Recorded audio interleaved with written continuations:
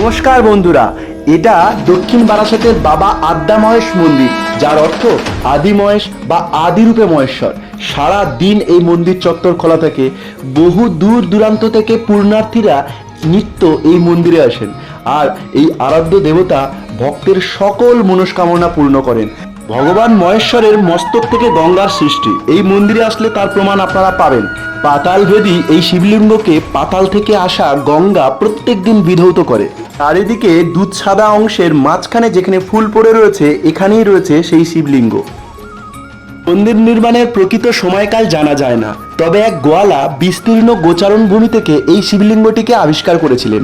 এই শিবলিঙ্গের মস্তক থেকে উজ্জ্বল জ্যোতি বেরোতো, যা দেখে ভেবেছিল এক ভণ্ড সন্ন্যাসী যেখানে হয়তো কোনো গুপ্ত ধন লুকানো রয়েছে। তাই শিবলিঙ্গটিকে সে আঘাত করে এক রাতে, আর সেই রাতে প্রচণ্ড চিৎকারে পাড়ার সমস্ত মানুষের ঘুম ভেঙে যায়। হর হর মহাদেব।